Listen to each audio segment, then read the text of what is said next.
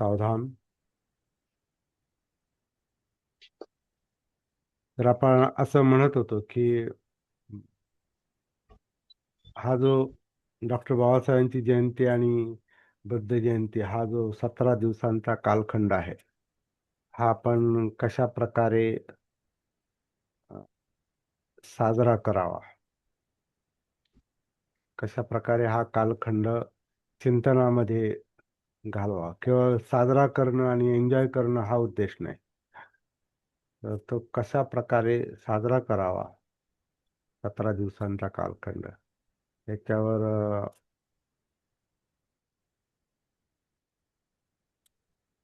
मला नीट विचार करता आला नाही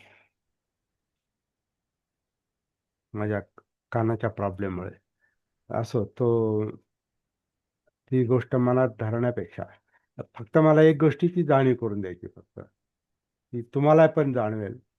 एका गोष्टीची जाणीव करून द्यायची की माझ्या बोलण्यामध्ये पॉज जास्त येऊ शकतात. आणि त्याचं मुख्य कारण म्हणजे माझा आवाज मला ऐकायला येत नाही, नीट ऐकायला येत नाही. तर हे असून पण येत नाही. आता याचा आवाज तर मला येत नाही, माझा मला यायचं कारण नाही. तुमचा आवाज मला एका बाजूला ऐकू येईल आणि त्याच्यावर आपलं कम्युनिकेशन चालेल, बोलणं, संवाद चालेल.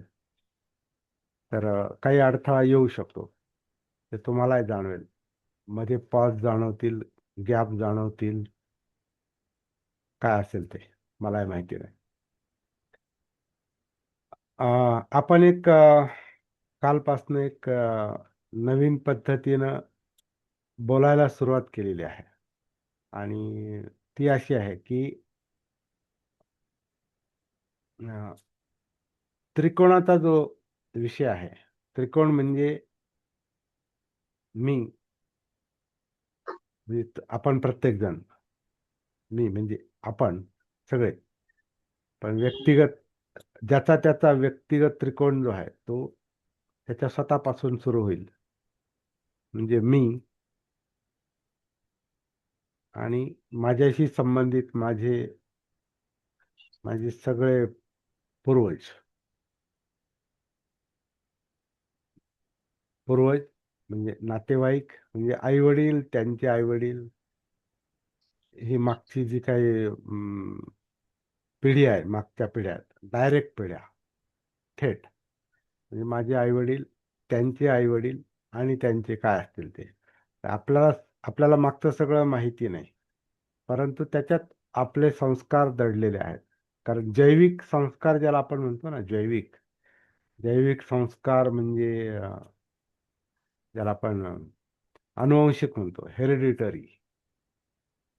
काही जे अनुवंशिक संस्कार जे असतात ना, त्या संस्कारांचे आपण बनलेलो असतो. आणि त्याच्यामुळे आपल्या वाडवडिलांचे पण स्वभाव हे आपल्या जीवनामध्ये, आपल्या जीनमध्ये, जर आपण सोप्या भाषेत, आपल्या रक्तामध्ये, आपल्या आपल्या मांसपेशीमध्ये पण, आपल्या चित्तामध्ये पण, कारण हे संक्रमण आहे, संस्कारांचं संक्रमण आहे. तर त्याच्यातून काही गोष्टी आपल्यापर्यंत आलेल्या असतात. आणि जेव्हा आपण आपल्या जीवनाचा विचार करतो, तेव्हा आपल्याला या गोष्टी लक्षात घेतल्या पाहिजेत, असं एक वाटतं, गरजेचं आहे ते. पण ते कसं, हे हे सांगणं खूप अवघड आहे. त्याचं कारण असं की इथं आपलं जीवन आपल्याला स्पष्ट माहिती नसतं, कारण त्याचं भान नसतं, त्याची सती नसते, जागृती नसते. जिथं जिथं माझं जीवन मला स्पष्टपणे कळत नाही, माहीत नाही, त्यातला बराचसा भाग हा अविद्येत आहे, अज्ञानात आहे, अनकॉन्शियस मध्ये आहे. त्यामुळे माझ्या जाणीवा, म्हणजे फिलिंग, वेदना मला कळत नाहीत, मला जाणवत नाहीत, त्या मला ज्ञात नाहीत. आणि तो भाग फार मोठा आहे. याला आता शास्त्राचा पण आधार आहे, जीवशास्त्राचा किंवा मानसशास्त्राचा. मानसशास्त्र पण सांगतं की माणसाचं मन, चित्त जे आहे ते 70-80% 80 अगदी 90% ते अनकॉन्शियस असतं, अजागृत असतं. म्हणून आपला जो अज्ञानाचा जो अंधकार आहे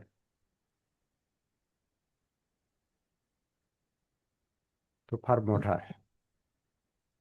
आणि त्याचं अगदी म्हणजे साधं साधं सोपं आपण प्रॅक्टिकल पाहू शकतो लगेचच.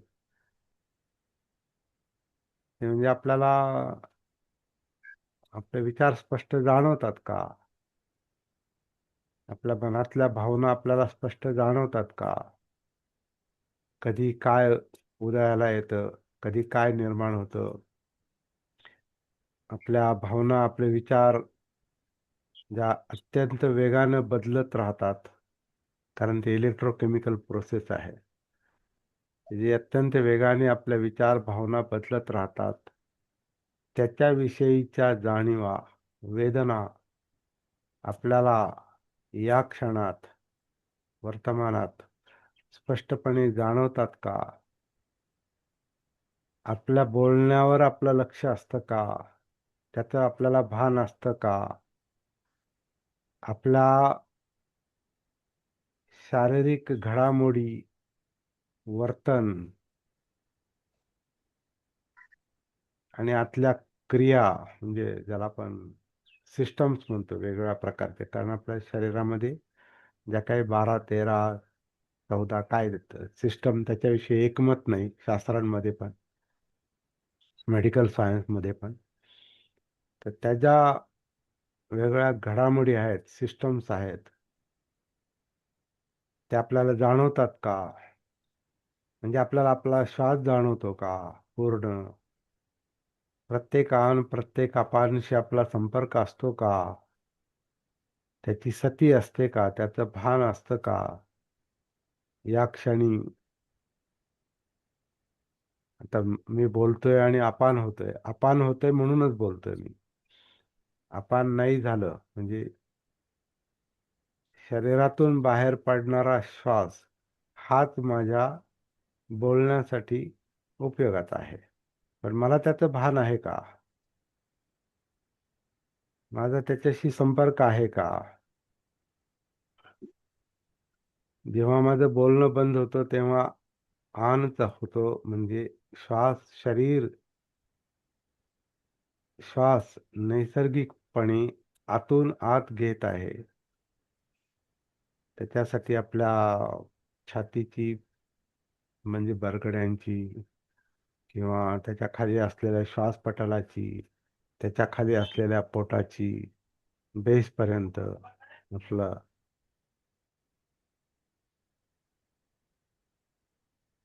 पाठ.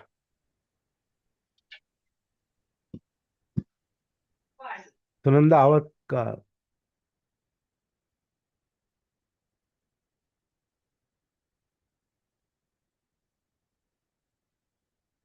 आपला हा जो धडाचा भाग आहे, खांद्यापासून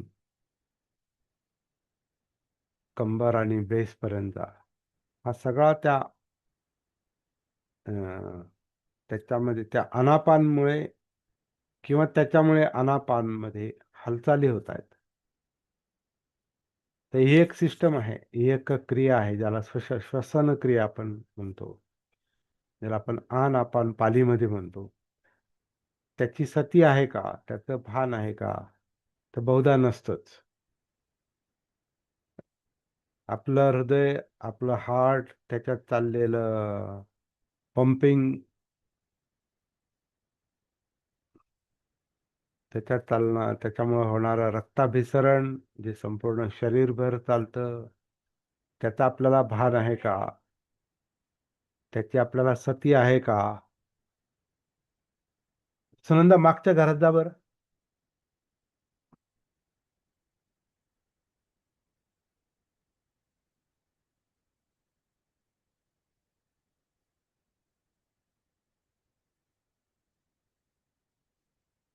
इथं एक सत्र चाललेलं आहे ऑनलाईन काहीतरी.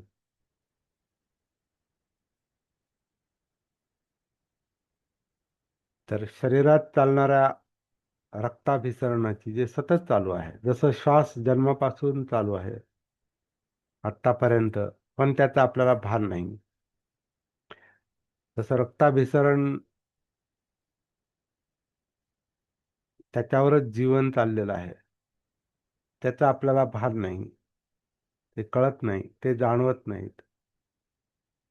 त्याचे फक्त काही निमित्तानं समजा ठोके वाढले, समजा आपण घाबरलो आणि हार्टचे ठोके वाढले,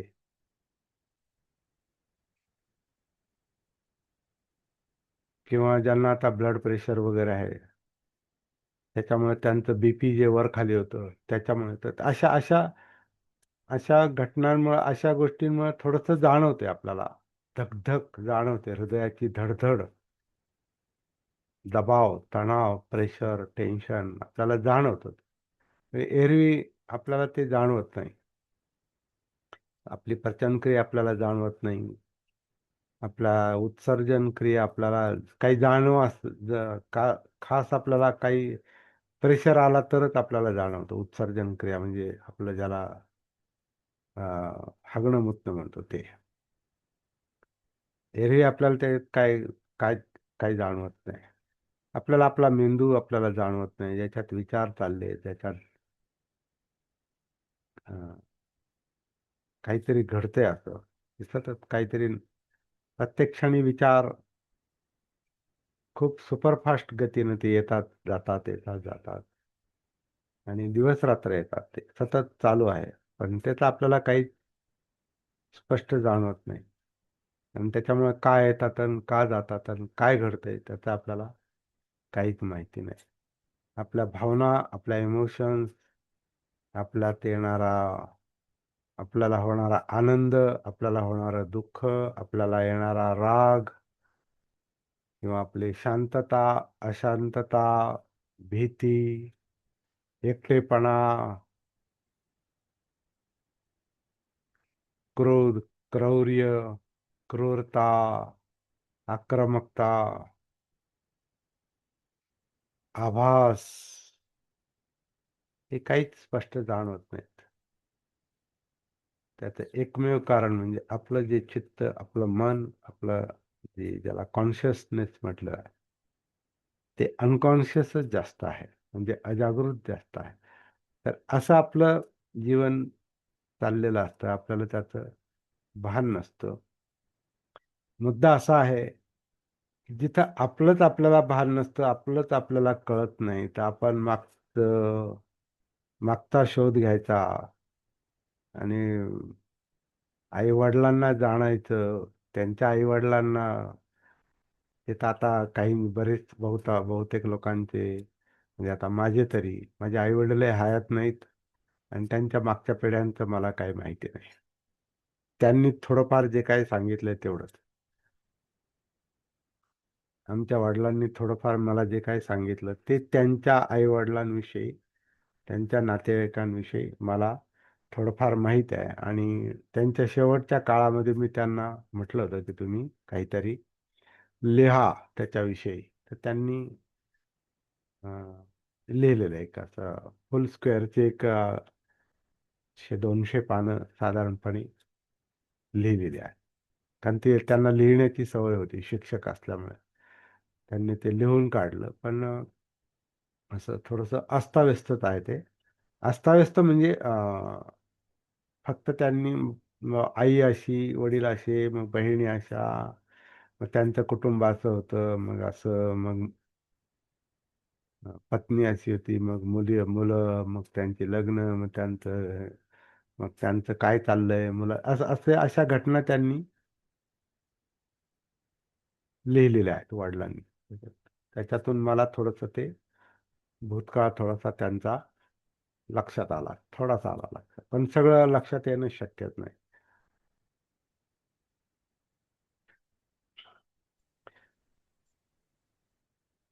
पण त्या सगळ्या गोष्टींचे पडसाद आपल्या जीवनावर असतात, जरी आपल्याला माहीत नसलं तरी. आता काही आता जे जुने लोक जे आहेत ना, तेव्हा हे सगळं काही कळत नाही, तेव्हा काहीतरी असं त्यांना जाणवतं जन्माला आलेल्या बाळाच्या बाबतीत. मग ते म्हणतात हा नावकरी आहे. मग ह्याच्यात ती लक्षणं आहेत जी याच्या आजोबांमध्ये होती किंवा आजीमध्ये होती किंवा आणखीन काय होतं, जे काय असेल ते नावकरी. मग ते नाव देतात, द्यायचे पूर्वी. जसं आता माझ्या मोठ्या भावाला बाळकृष्ण, कृष्ण त्याचं नाव आहे, बाळकृष्ण मूळ नाव. नंतर किशोर केलं, बाळकृष्ण. बाळकृष्ण का, तर आजोबांचं नाव कृष्णाजी होतं. आणि मग ते काही लक्षणं त्याच्या छातीवर, काही डाग, काही व्रण वगैरे काही त्यांना ते जाणवलं त्याच्या जन्मानंतर घरातल्यांना. त्याचं नाव बाळकृष्ण ठेवलं. तसं ते आता पूर्वीच्या किंवा आजही काही लक्षणं दिसतात, दिसू शकतात, कोणाला दिसू शकतात. पूर्वी त्याचं नावकरी आहे किंवा हे आहे, आणि त्याच्यावरून बऱ्याचशा प्रथा पण पडलेल्या आहेत. लग्न, एखाद्या घरातली व्यक्ती गेली तर लवकर लग्न उरकून घ्या कुणी असेल तर, म्हणजे त्याला परत जन्म घ्यायला संधी मिळेल. अशा काही ज्या भावना आहेत, काही धारणा आहेत, या आपल्याला कळत नाही आपण असा का विचार करतो, किंवा घरातले लोक असा का विचार करतात, घरातले किंवा इतर लोक पण. याच्या पाठीमागे ही जैविक प्रेरणा आहे. म्हणजे आपण जैविक प्रेरणेतून जगत असतो, आणि हे आपल्यामध्ये आहे. आता हे सगळं सांगण्याचा मतितार्थ असा आहे की आपल्याला पूर्वपीठिका माहिती पाहिजे, पूर्वेतिहास माहिती पाहिजे. त्याच्यामुळे आपल्याला आपल्यावरचे संस्कार कळू शकतात. पण जर माहिती नसतील तर मग काय करणार, कुठून आणणार ते?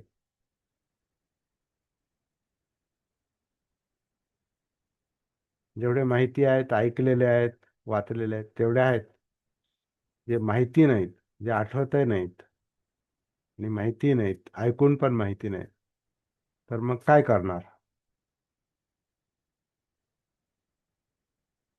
तर त्याला काही इलाज नाही. पण ते आपल्यात आहेत, संस्कार आहेत, म्हणून आपले काही स्वभाव जे असतात ते आपल्यालाही त्याची उकल होत नाही, की असं का वागतो आपण, असं का विचार करतो.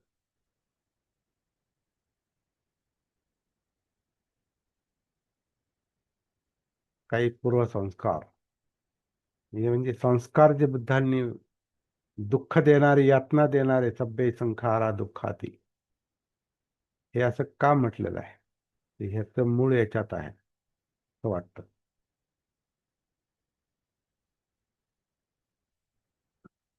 का जेव्हा आपण असा त्रिकोणाचा विचार करतो, तेव्हा आपल्यावर झालेले संस्कार, त्यातले एक संस्कार म्हणजे अनुवंशिकता, त्याचा आपण विचार करत होतो. अनुवंशिकता, हेरिडिटरी कंडिशनिंग, काय म्हणतात, अनुवंशिक संस्कार. दुसरे संस्कार जे असतात ते परिस्थिती करते. ज्या परिस्थितीत आपण जन्माला आलेलो असतो, ती परिस्थिती, ती घरातली परिस्थिती, मग ती भौगोलिक परिस्थिती असो, तुमचं गाव असो, शहर असो, काय असेल ते, ती भौगोलिक परिस्थिती, तुमच्या आपल्या घरामध्ये चाललेले हं, अं, काय म्हणतात, चाललेले समारंभ, घटना, व्रतवैकल्य, पूजा अर्चा, ह्याचा पण आपल्यावर परिणाम होतो. घरामध्ये भांडणं असतील सतत तर त्याचे आपल्यावर परिणाम होतात. घरामध्ये शांतता असेल तर त्याचा आपल्यावर परिणाम होतो. घरामध्ये समजा धार्मिक वातावरण तर धार्मिक संस्कार, राजकीय वातावरण तर राजकीय संस्कार, घरातले लोक समजा समाजकार्यामध्ये कोणी वडील आई किंवा नातेवाईक जर व्यस्त असतील, त्याच्यामुळे समाजाशी येणारा संपर्क आणि त्याच्यामुळे होणारे सामाजिक संस्कार ते असेही होतात. त्याचे शाळेमुळे पण होतात, ते आपल्या कॉलेजमुळे होतात, आपल्या बाकीच्या नोकरीच्या ठिकाणामुळे होतात किंवा आपल्या वस्तीमुळे होतात, नातेवाईक. हे सगळ्या जी परिस्थिती असते त्या परिस्थितीचे संस्कार. याला दुसरा जो मुद्दा आहे त्याला सामाजिक संस्कार. सामाजिक संस्कार आणि सामाजिक संस्काराचा आपल्यासाठी एक विचार करण्यासारखा मुद्दा, जो आपण दुर्लक्षित करूच शकत नाही, ज्याच्यावर बाबासाहेबांचं अख्खं आयुष्य उभं राहिलं, कार्य, जीवन कार्य, ते म्हणजे परिस्थितीनं आपल्यावर लादलेली अस्पृश्यता, जी आपल्या जुन्या पिढ्यांना जास्त बाधक होती. आजही आहे ती, पण तेवढ्या पातळीवरती नाही. पण त्याचे संस्कार आपल्यावर आहेत. त्या भेदभावाचे संस्कार आपल्यावर आहेत. त्याच्यामुळे निर्माण झालेलं भय हे सुद्धा आजही लोकांच्या मनात आहे, की आपण खालच्या जातीचे आहोत, खालच्या वर्गातले आहोत. मग त्याला आपण नाव वेगळं देतो, दलित म्हणतो, त्याला वंचित म्हणतो, त्याला अं, काही नाव देतो आपण, जातीयवाद. तर ते संस्कार आपल्यावर आहेत म्हणून ते विचार डोक्यात येतात आणि ते सत्य आहे, ते वास्तव आहे. तीव्रता आता कमी झाली बाबासाहेबांमुळं, बाबासाहेबांनी निर्माण केलेल्या किंवा आता घटना समितीने म्हणून. आजकाल तो एक फार मोठा वादाचा मुद्दा आहे की राज्यघटना फक्त बाबासाहेबांनी नाही लिहिली. तर ते सत्य आहे, बाबासाहेब हे शिल्पकार आहेत, म्हणजे मसुदाकार आहेत. घटनेचा मसुदा त्यांनी तयार केला आणि मग त्याच्यावर चर्चा घडवून मग ते पुढे कायद्यात रूपांतर झालं. परंतु घटना समितीतले बरेचसे लोक हे यानं त्या कारणानं गायब झाले, म्हणून ती घटना लिहिण्याची जास्तीत जास्त जबाबदारी, अगदी 90% जबाबदारी ती घटना लिहिण्याची, तयार करण्याची. आधी तर मसुदा तयार केला त्यांनी, परंतु पुन्हा त्याचं विश्लेषण सगळं सगळं ते त्याच्यावर चर्चा घडवून आणणं आणि ते सगळं त्याचं सगळं पुढची जी यंत्रणा आहे कायद्यात रूपांतर होईपर्यंत सगळ्या गोष्टी पुढाकार त्यांनाच घ्यावा लागला. त्यामुळं ते घटनेचे शिल्पकार पण आहेत आणि घटना त्यांनी लिहिली. हे आता इतिहास पण सांगतो, कुणी काही म्हणो, परंतु ते आहे. तर त्याच्यातला जो त्यांच्या दृष्टीनं, बाबासाहेबांच्या दृष्टीनं आणि आपल्या दृष्टीनं जो अस्तित्वाशी संबंधित म्हणजे जे अस्पृश्यता, त्या काळातली अस्पृश्यता आणि नंतरही असलेली अस्पृश्यता आणि त्याच्यातून निर्माण होणारे भेदभाव, अन्याय, अत्याचार, उच्च नीचता, या सगळ्यांचं निवारण करण्यासाठी मग कायदे तयार केले. अस्पृश्यता हा गुन्हा मानलेला आहे, अस्पृश्यता पाळणं हा गुन्हा मानलेला आहे. आणि आता लोक उघडपणे कोणाला जातीय, म्हणजे विशेषतः कनिष्ठ जातीच्या लोकांना जातीय उच्चार करून, जातीयवादी बोलून अपमानित करू शकत नाही, तो गुन्हा आहे. पण मनातल्या जातीतलं काय, जातीचं काय, तर त्याचे पडसाद आपल्यावर पण आहेत, म्हणजे पूर्व अस्पृश्य लोकांवर आणि सवर्णांवर पण आहे. म्हणजे सगळ्यांच्या मनामध्ये, कारण भेद करणं ही मनाची प्रवृत्ती आहे, चित्ताची प्रवृत्ती आहे. आणि त्याला ही विशिष्ट यंत्रणा खत पाणी घालते, त्याला धार्मिक आधार देते, त्याला सामाजिक आधार देते, त्याच्यातून रूढी निर्माण झाल्या, म्हणजे अस्पृश्यता पाळण्याची रूढी निर्माण झाली ती. याला बाबासाहेबांनी व्यावहारिक विरोध केलेला आहे. कारण ते स्वतः त्याचे बळी पण होते. बाबासाहेब हे स्वतः त्या परंपरेचे बळी होते. त्यामुळे त्या त्यांच्या व्यक्तिगत यातना पण होत्या अस्पृश्यतेच्या. आपल्या बाकीच्यांच्या तर होत्याच, आपल्या पूर्वजांच्या. पण बाबासाहेबांच्या स्वतःच्या व्यक्तिगत यातना होत्या त्या.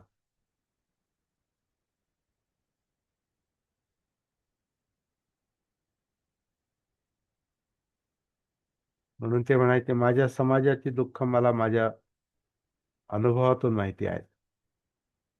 मी भोगतोय ते, मी भोगलेलं आहे. हे सगळं सांगण्याचं कारण असं आहे की हा त्रिकोण साधताना आपण, बाबासाहेब आणि बुद्ध, हे सगळ्या गोष्टी आपल्याला विचारात घ्याव्या लागतात. अं, ही अप्रिय गोष्ट पण आहे, कारण ह्या ह्या गोष्टी काय आपण फार इंटरेस्ट घेऊन आणि आनंद घेऊन नाही बोलू शकत, कारण या यातनेशी संबंधित गोष्टी आहेत आणि भयंकर यातनेशी संबंधित गोष्टी आहेत. आणि या का बोलायच्या, का सांगायच्या, तर त्याच्या आपल्यावर संस्कार आहे. त्याच्यामुळे आपलं चित्त पण बनलेलं आहे काही अंशी. म्हणून आपल्यात त्या भावना आहेत, भले त्या व्यक्त रूपात नसतील, सुप्त रूपात असतील, पण आहेत. त्याचं मानसिक उच्चाटन झालं पाहिजे, कारण जात ही मनात आहे. कारण जातीचा संबंध जन्माशी आहे आणि ती मनात पण आहे, हे आपण परवा पाहिलं. मग मनातलं कसं जाईल? जे मनोधम्मात आहे ते कसं जाईल? जोपर्यंत आपण मनोधम्मात उतरत नाही, धम्मानुसती, तोपर्यंत त्याचं उच्चाटन होत नाही. ती सती उच्चाटन करणार आहे, ती जागृती उच्चाटन करणार आहे, परंतु ती जागृती तिथपर्यंत पोहोचली तर, म्हणजे धम्मानुसतीपर्यंत पोहोचलो तर, मनापर्यंत पोहोचलो तर मनातल्या जातीचं उच्चाटन होईल.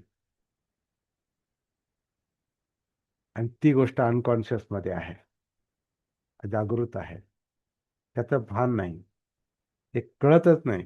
ते आहे हे पण कळत नाही आणि नाही हे पण कळत नाही, काहीच कळत नाही. ज्याला बुद्धानं अविद्या म्हटलेलं आहे. जाणतच नाही आपण आपल्याला. आणि हा भाग मानसशास्त्राच्या भाषेत 80% त्याच्या पुढे आहे. अनकॉन्शियस माइंड जे 80-90% आहे. जन्मलेल्या बाळाचं तर 99%, त्याला काहीच कळत नाही. त्याला कसं उचला आणि कुठे ठेवा, आणि त्याला काही माहिती नाही. आणि पुढे काही दिवस त्याला कळत नाही. म्हणजे ती अपंग अवस्थात आहे, पूर्ण अपंग.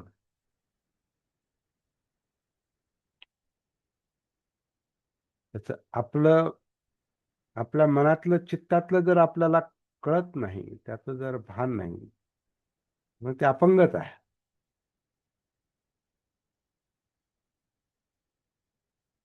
पण सक्रिय आहे, कारण ते जिवंत आहे.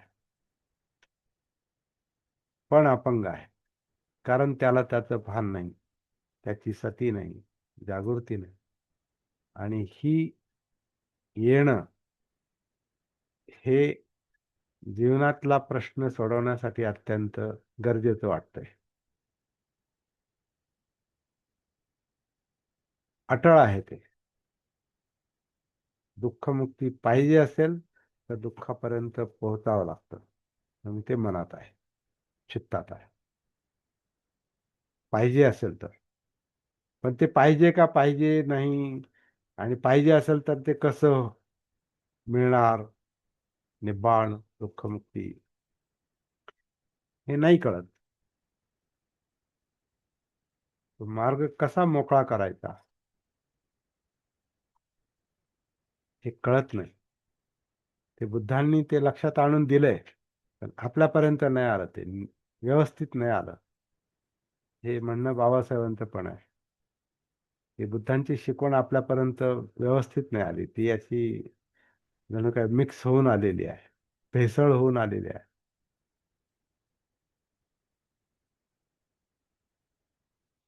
कारण ती अविद्येतल्या लोकांनीच लिहिली असणार, नंतर वाढवली असणार. तिचा विस्तार जो केला, त्याचं पुढे विश्लेषण जे काही केलं, त्याचं जे काही लिखाण केलं काही लोकांनी अनुवाद केले, ट्रान्सलेशन केले, बोलले, प्रचार केला, ते सगळं अंधारातच, काही काही प्रचार जो आहे ना, तो अविद्येत अंधारातच झालेला असणार आहे.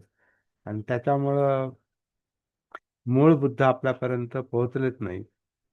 आणि ते आपल्याला शोधावे लागतील, असंच जणू काही बाबासाहेबांना त्या द बुद्ध अँड हिज धम्मच्या प्रस्तावनेमध्ये सांगायचंय, की जो पझल निर्माण झालेला आहे बुद्धाच्या चरित्रामध्ये आणि बुद्धांच्या शिकवणीमध्ये, जो गोंधळ निर्माण झालेला आहे, करून ठेवलेला आहे, तो रेकॉर्ड झालेला आहे, म्हणजे पुस्तक रूपात आलेला आहे. आता तो ध्वनिमुद्रित पण झालेला आहे. तर ह्याच्यामध्ये जर काही प्रॉब्लेम असतील तर ते आपल्याला काढावे लागतील, त्यातल्या त्रुटी काढाव्या लागतील. म्हणून हे बाबासाहेबांचे संकेत आहेत.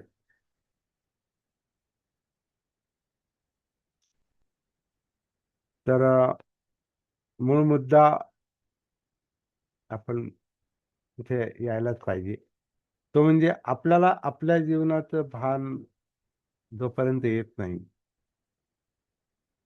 तोपर्यंत आपण पुढे सरकू शकत नाही, पुढे जाऊ शकत नाही. म्हणून आपल्यावरचे संस्कार, आपल्यावरचे त्रास, जरी ते अप्रिय असले, जरी ते आवडणारे नसले, तरी त्याच्यावर फोकस करावाच लागतो. दुःखावर फोकस केल्याशिवाय दुःखमुक्ती मिळू शकत नाही. आनंदावर फोकस करून दुःखमुक्ती नाही मिळू शकत. ते दुःख विसरण्याचं काम आहे. म्हणून कोणी आनंदासाठी ध्यान करत असेल, शांततेसाठी ध्यान करत असेल आणि दुःख विसरायला पाहत असेल, तर जे हाडामासामध्ये दडलेलं आहे, रुतलेलं आहे, गाडलेलं आहे संस्कारामध्ये, सभ्य संखारा दुःखाती, ते जे गाडलेलं दुःख आहे, ते दुःख, ते संस्कार उघड झाल्याशिवाय दुःखमुक्ती नाही. म्हणून त्याची सती पाहिजे, जागृती पाहिजे. आणि म्हणून त्याच्याविषयी आपल्याला मुद्दाम बोलावं लागतं. ते खपल्या काढायची कामं नाही. ते काहीतरी सहानुभूती मिळवण्याचं हे नाही. मी कोणाला तरी असं जसं देवाला हे करतात ना, तू मला वाचव, तो नाही वाचवला, तो तो तो मनानच निर्माण केलेला आहे, तो काय वाचवणार. तर हे मन समजत नाही, म्हणून मनातून निर्माण केलेली काही प्रतिमा, आभासमय प्रतिमा, तो देव, ती कोणती शक्ती, आता काही लोक बोधिसत्व किंवा बुद्धाला देवासारखंच ते मानून ती त्याची भक्ती करतात, त्यानं दुःखमुक्ती नाही मिळू शकत. इम्पॉसिबल, अशक्य आहे. बुद्धांनी जो मार्ग सांगितलाय तो जागृतीचा मार्ग आहे. आणि जागृती म्हणजे अंतरंगात उतरणं आहे, या हाडामासात उतरणं आहे. ह्या आडामासामध्येच जाणीव आहेत, म्हणजे वेदना आहेत, म्हणजे कायेमध्ये, यो धम्मं कायेन पश्यति, धम्म कायेनच पाहायचं, कारण धम्म कायेतच आहेत. म्हणून या कायेतच जाणीव आहेत, म्हणजे वेदना आहेत, फिलिंग आहेत, सुखदुःख आहेत, किंवा न्यूट्रल फिलिंग आहेत, ज्या जाणवत नाहीत अनकॉन्शियसमुळं, जागरूकतेमुळे.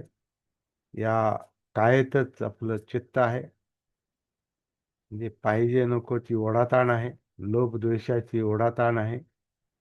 त्याची अनेक विकृत रूपं आहेत लोभ द्वेषाची.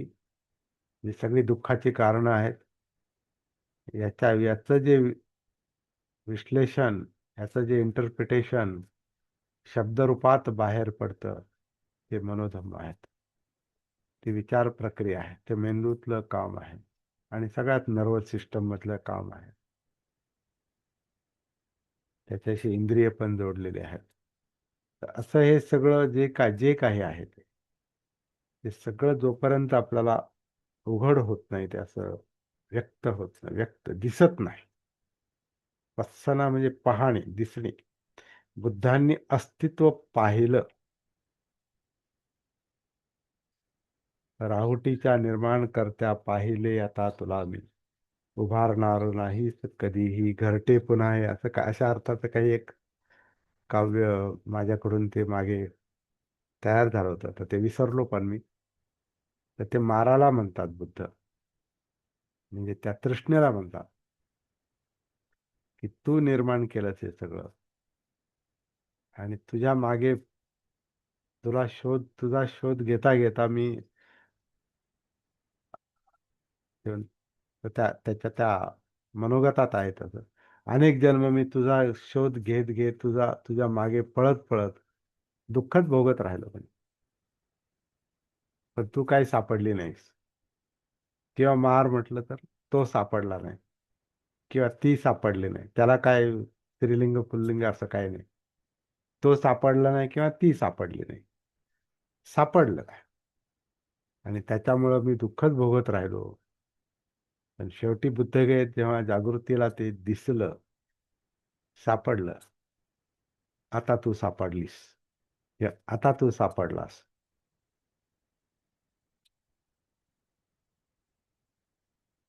नुसता सापडला नाही, त्याचं कामच बंद करून टाकलं. तृष्णेचं कामच बंद केलं. त्याच्यामुळे जे काही घरट निर्माण झालं, ही काया,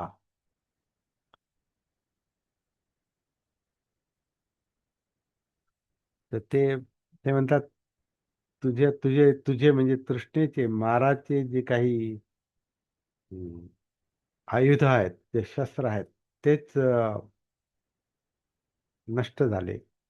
नाही तर ते म्हणजे विकृती, मनातल्या विकृती, चित्तातल्या विकृती. म्हणजे मुख्य म्हणजे पाहिजे आणि नको. ते पाहिजे नकोसाठी जे द्वंद्व चालतं, तृष्णा म्हणजे लोभ आणि द्वेष, ह्याचं जे द्वंद्व चालतं आणि त्याची जी शस्त्र आहेत. कारण पाहिजेसाठी अनेक गोष्टी आपण करतो आणि नकोसाठी, विध्वंसासाठी पण अनेक गोष्टी आपण करतो, युद्धापर्यंतच्या. आणि पाहिजेसाठी, लोभासाठी आपण कोणत्याही थराला जातो. ही सगळी शस्त्र आहेत माराची, तृष्णेची शस्त्र. तर ते म्हणे आता ते सगळे शस्त्र तुझे हे झाले, खतम झाले, आणि त्याच्या आधारे तू निर्माण केलेलं हे घर, हे घरट, ते मी ते आता मोडकळीला आलं म्हणे. आता तुला मी पाहिलं आणि ते सगळं आता मोडकळीला आलेलं आहे. तुझे वासे खतम झाले, तुझे काय ते आढ आढ खतम झालं. म्हणजे ते सगळं सगळं काय म्हणतात, पिलर आणि बीम आणि त्यातल्या विटा काय असतील ते, आता आधुनिक भाषेत जर बोलायचं झालं तर, तेव्हा ते घरटे म्हणजे ते छपराच्या भाषेत बोलले ते. तेव्हा कारण त्याला ते तशी घराची रचना तशी असेल. आजची घराची रचना ही काही झोपडपट्टीची नाही. झोपडपट्ट्यांमध्ये सुद्धा सिमेंट कॉन्क्रीटच्या झोपड्या झालेल्या आहेत जणू काही. त्या पूर्वीच्या नाही राहिल्या आता, बऱ्याचशा आहेत. पण आधुनिक भाषेत आपण बोलायचं झालं तर, तुझे बीम आणि तुझे काय म्हणतात, तुझे पिलर, तुझं फाउंडेशन, तुझे पिलर आणि तुझे बीम आणि तुझे ते स्लॅब आणि त्या भिंती पाडून टाकल्या पडल्या. आता आता उभारणार नाही तू पुन्हा, घरटे पुन्हा आहे. आता तू परत घर उभं करणार नाही. पण हे सगळं कधी झालं? त्याच्यात उतरून पाहिल्यावर झालं. उतरल्यामुळे झालं. त्याच्यात एकरूप झाले ते हाडामासात, असं मी म्हणजे संस्कारामध्ये. तर त्याच्यामुळे पूर्वसंस्कार पाहणं फार गरजेचं आहे. आणि हे काम बाबासाहेबांनी पण केलं. आज माझ्या समोर एक जो विषय घेऊन मी आलोय आज तुमच्या समोर, तो आहे बाबासाहेबांचं एक छोटस पुस्तक आहे. तुम्ही पाहिलं असेल, waiting for visa. Waiting for visa त्याचं मराठी रूपांतर जे आहे ते विजाच्या प्रतीक्षेत, डॉक्टर बाबासाहेब आंबेडकर. तर विजा काय आहे हे जोपर्यंत कळणार नाही, बाबासाहेबांना काय म्हणायचं विजा म्हणजे काय, तर विजाचा संबंध हा तुमच्या परदेशात जाण्यासंबंधी आहे. म्हणजे तुमचा देश सोडायचा असेल तर तुम्हाला ज्या देशात जायचं त्या देशाची परमिशन असणं म्हणजे व्हिसा, त्याला व्हिसा म्हणतात. ती परमिशन असेल तरच तुम्ही आपल्या देशातून पासपोर्टच्या आधारे, आपल्या देशाचा जो असतो तो पासपोर्ट, बाहेरच्या देशाचं जे असतं ते व्हिसा, परमिशन, त्यांचं परमिशन. पासपोर्ट हे आपलं इकडचं परमिशन, व्हिसा तिकडचं परमिशन. हे दोन्ही असल्याशिवाय तुम्ही परदेशात जाऊ शकत नाही. आता काही लोक जे फिरायला म्हणून जे जातात ना याच्यात, श्रीलंका, थायलंड, अमकं दमकं, इकडे तिकडे जवळच्या देशांमध्ये, त्याच्यात त्यांना एक पर्टिक्युलर पिरियड दिलेला असतो की एवढं एवढं तुम्ही त्याच्यामध्ये 7 दिवस 8 दिवस काय असतील ते तुम्ही तिथं फिरू शकता देशामध्ये, एक टुरिस्ट म्हणून. पण तोही टुरिस्ट व्हिसा दिला जातो. तो ऐन वेळेला विमानतळावर पण देतात, पासपोर्ट दाखवून आणि कारण दाखवून. आणि जेवढा वेळ तुम्ही मागितलाय तेवढ्या याच्यात तुम्हाला, म्हणजे आठवड्याच्या आतलाच असतो साधारण माझ्या माहितीप्रमाणे. तर तो व्हिसा तुम्ही तेवढ्या वेळेत वापरू शकता आणि तुम्हाला त्या देशातून बाहेर पडावं लागतं सक्तीनं. आणि जास्त काळ थांबायचं असेल तर मग शिक्षणासाठी किंवा नोकरीसाठी किंवा आणखीन काही कारण असतील तर मग तो व्हिसा वेगळा आहे, त्याचं स्वरूप वेगळं आहे. पण व्हिसा म्हणजे त्या देशाची परमिशन, असा त्या व्हिसाचा अर्थ आहे. आता बाबासाहेबांनी व्हिसाच्या प्रतीक्षेत, म्हणजे व्हिसाची मी वाट पाहतोय, प्रतीक्षा म्हणजे वाट पाहतोय, वेटिंग फॉर व्हिसा. आणि याच्यात काय सांगितलंय, तर मला अस्पृश्यतेचे चटके कसे बसले याचे अनुभव सांगितलेत. आणि दोन चार घटना त्यांनी सांगितल्या त्याच्यामध्ये अस्पृश्यतेच्या. आणि हे त्यांना म्हणजे याच्यातून काय म्हणायचं त्यांना, याच्यातून त्यांना काय म्हणायचं असं. जाणकार लोकांना याची म्हणजे कल्पना आहे, ते विचारपूर्वक अभ्यास करतात.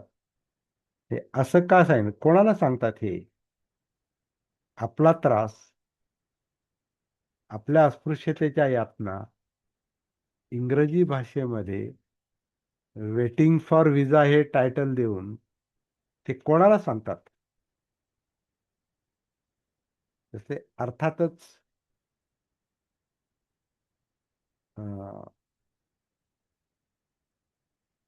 या देशातल्या बाहेरच्या लोकांना यासाठी सांगतात की त्यांना अस्पृश्यता काय आहे हे समजणारच नाही.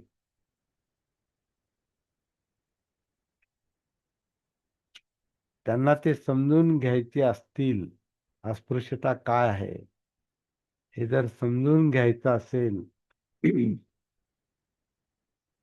तर त्यांना आमचे अनुभव माहिती पाहिजेत. ते त्यांना अनुभव येणार नाहीत.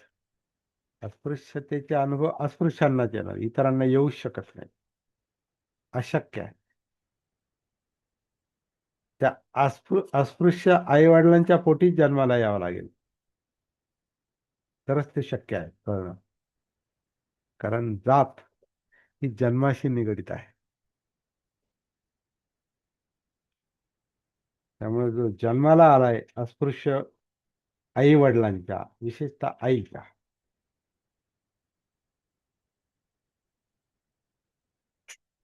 जो जन्माला आलेला आहे अस्पृश्य मातेच्या, तो तो त्या जातीचा अस्पृश्य. इतरांना हे कळणं अशक्य आहे. आणि त्याच्यामुळे अस्पृश्यतेचा त्रास, शिवाशिवीचा त्रास, अन्याय अत्याचाराचा त्रास हा वाचून कळत नाही, अभ्यास करून कळणार नाही. तो ज्याला अनुभवाची एक थोडीशी समानुभूती आहे, म्हणजे एकसारखे अनुभव आहेत, त्यांना ती गोष्ट कळू शकते.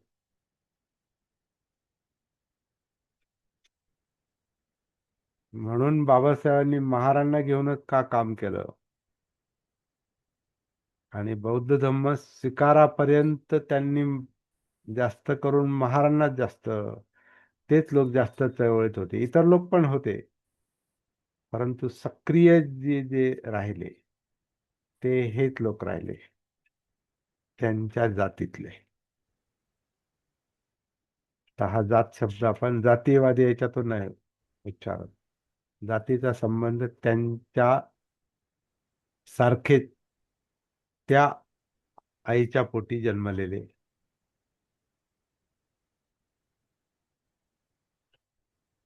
कारण ते समदुःखी पण होते आणि ते समजू शकत होते. बाबासाहेबांचं कार्य समजू शकणारे आजही मला तरी आपलेच लोक दिसतात. इतर लोक अस्पृश्यतेचे, आता उदाहरणार्थ उत्तर भारतामध्ये चमार असतील किंवा दक्षिण भारतामधली काही विशिष्ट जाती असतील ज्या अस्पृश्य आहेत, तरी त्यांना महाराष्ट्रातल्या महारांची अस्पृश्यता हा त्यांच्या अनुभवाचा विषय असेल का नाही. कारण गाव राखणं, वेश राखणं, वेशकरकी करणं हा त्यांचा अनुभव आहे की नाही, त्या अस्पृश्यांचा हा एक वेगळा मुद्दा आहे अभ्यासाचा. परंतु इथली जी अस्पृश्यता आहे, ही अस्पृश्यता, त्याचे अनुभव, त्याचं वास्तव, त्याचा इतिहास जगाच्या वेशीवर टांगणं. कारण काय, हे जर घालवायचं असेल तर याच्यावर एकमेव उपाय हा सामाजिक दबावच दिसतो. म्हणजे किमान पाळू नये तुम्ही म्हणून कायदा केला. कायदा म्हणजे काय, कायद्याचा दबाव म्हणजे एक प्रकारे, कारण कायदा माणसं तयार करतात. समाज, लोकशाहीमध्ये आपला जो कायदा आहे हा मतदानातून प्रतिनिधी आणि प्रतिनिधीतून कायदे, म्हणजे माणसंच लोकशाहीमध्ये माणसंच कायदा इनडायरेक्टली तयार करतात, म्हणजे हा सामाजिक दबाव आहे. पण आता ते सगळ्यांना त्याचं भान नसतंय, सगळ्यांना ते माहिती नाही. मत देतो म्हणजे काय करतो हे माहिती नाही बऱ्याच लोकांना. म्हणून मतं विकली जातात, मतं खरेदी केली जातात. पण मताचा अर्थ जो आहे तो कायदा करण्याची शक्ती आहे लोकशाहीमध्ये. पण तोपर्यंत हे सगळं काम जे चालतं हे असं वेगळ्या पद्धतीनं, आणि कोणत्या पद्धतीनं चालतं हे आपल्याला आपल्या आजूबाजूला दिसतंय, कळत असेल तर.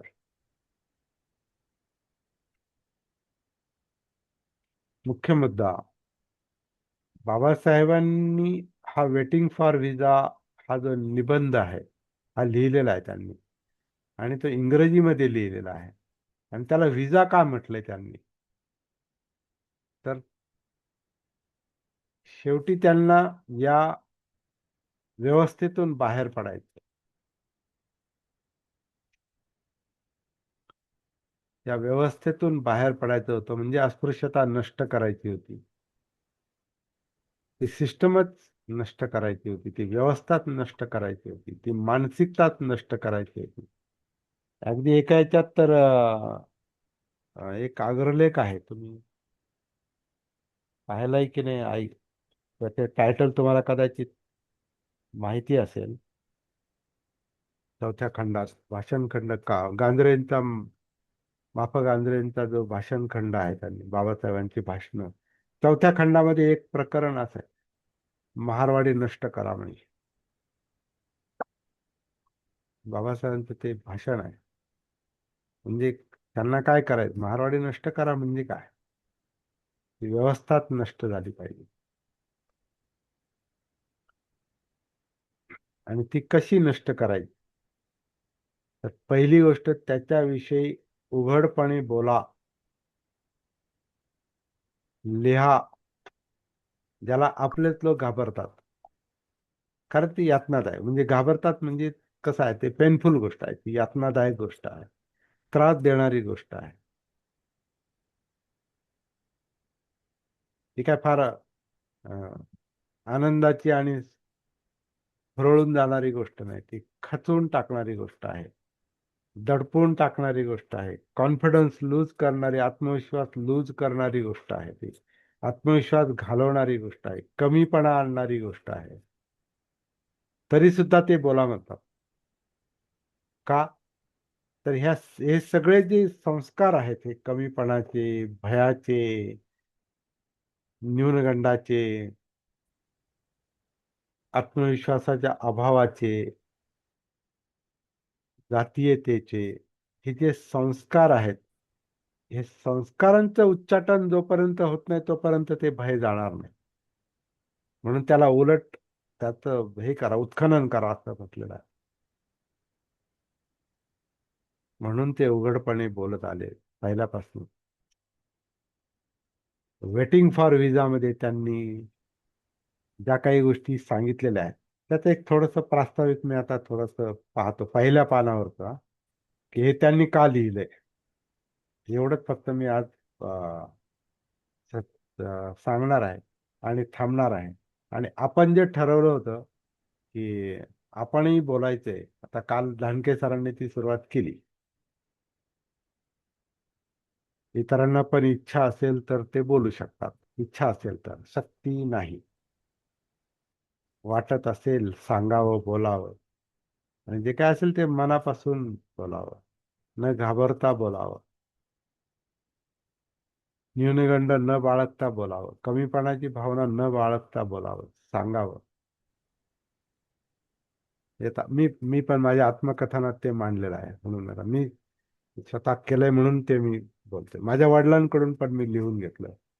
मी सुद्धा माझी जीवन गतीमध्ये ते मी सांगितलेलं आहे, हे मी आता आधी बोललेलो आहे.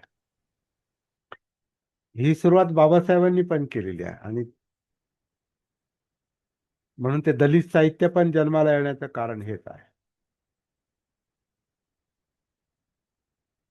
पण दलित साहित्याचा उद्देश जर नकारात्मक असेल तर ते बाबासाहेबांना अपेक्षित नाही. तुम्ही त्याच्यातून बाहेर कसे पडणार आहे ते सांगा.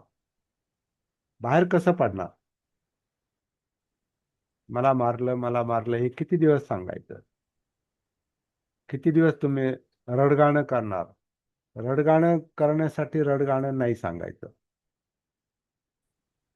ते मनातूनच कसं जाईल, आणि आत्मविश्वास कसा वाढेल, आपली भीती कमी कशी होईल, आपल्या मनातली जात कशी कमी होईल,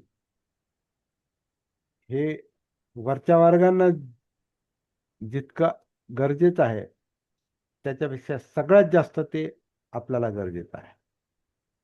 कारण ते आपलं दुखणं आहे, कारण त्या आपल्या यातना आहेत, आपली सल आहे, शल्य आहे, आपलं दुखणं आहे, आपल्यात रुतलेला तो काटा आहे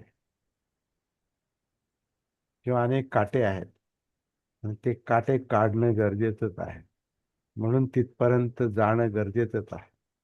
त्या मनोधम्मांपर्यंत, त्या चित्तापर्यंत जाणं गरजेचंच आहे. म्हणून हे सगळं करायचंय. याची सुरुवात बाबासाहेबांनी केलेली आहे. ती गोष्ट अजून आपल्या सगळ्यांच्या लक्षात आली की नाही, म्हणजे मला पण फार उशिरा, काही कशासाठी हे सगळं अशा भाषेत का बोललेत ते बाबासाहेब? थेट विरोधकांना विरोध का नाही करत बसले? ज्यांनी ही व्यवस्था निर्माण केली केवळ त्यांनाच ते दूषण किंवा त्यांच्यावरच आरोप करून, त्यांच्यावरच आघात करून, त्यांच्यावरच आक्रमण करून, त्यांनाच खतम करण्यासाठी, त्यांना अडचणीत आणण्यासाठी, त्यांच्यावर काय म्हणतात, त्यांच्यावर बंदी घालण्यासाठी त्यांनी शक्ती का नाही खर्च केली सगळी? परिवर्तनासाठी का शक्ती खर्च केली? ते परिवर्तन, लोकशाही आणि राज्यघटना ही परिवर्तनासाठी आहे, आक्रमणासाठी नाही. ना अस्पृश्यतेवर, अस्पृश्यांवर आक्रमण, ना अस्पृश्यता लादणाऱ्यांवर आक्रमण. दोघांची मानसिकता बदलली पाहिजे, परिवर्तन झालं पाहिजे, मत बदललं पाहिजे, मन बदललं पाहिजे, मनोधम्म बदलले पाहिजेत. त्याच्यासाठी मनोधम्मात उतरलं पाहिजे, धम्मानुसाती, असं ते सूत्र दिसतंय. आणि म्हणून बाबासाहेब उघडपणे बोललेले आहेत. अस्पृश्यतेविषयी जास्त बोललेले आहेत. झागडाल नाही केली. आपण झागडाल करतो. आपण तर काही लोकांना आता जय भीम म्हणायची पण लाज वाटते. आजकाल ते कमी झालंय. तर जय भीम म्हणायची लाज का वाटते? तर जय भीम म्हणलं तर माझी जात कळल. आणि जात म्हणजे काय? माझ्या मनातला अपमान. कारण ती मला कमीपणा आणणारी गोष्ट आहे. म्हणजे माझा अहंकार दुखावणारी गोष्ट आहे. आणि मला माझा अहंकार दुखवायचा नाही, म्हणून मी जय भीम पण नाही म्हणणार. आणि मग पुढे बोलण्याचा प्रश्नच नाही. आपलं व्यक्तिमत्व झाकून टाकायचं, जात झाकून टाकायची, ओळख झाकून टाकायची. आता ते कळणाऱ्याला कळते बरोबर. कोणी खरात असेल आणि साळवे असेल, आता हा खरात वेगळा, परंतु कोणी खरात असेल आणि साळवे असेल आणि मागाडे असतील किंवा कांबळे असतील किंवा कसबे असतील किंवा जे काय, आता मी नावं याच्यासाठी घेतो की आपला त्याच्याशी संबंध आहे. घोडके नाव इतर याच्यात पण आहे. नावाशी संबंध नाही. ही नावं ही नावं पाहिली, ऐकली तरी इतर लोक ओळखतात हा कोण आहे, कोण असल, किमान प्रश्नचिन्ह तरी निर्माण होतं. त्यामुळे तुम्ही किती झागडाल करा.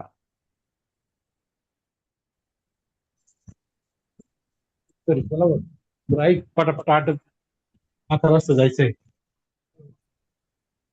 माईक बंद ठेवा.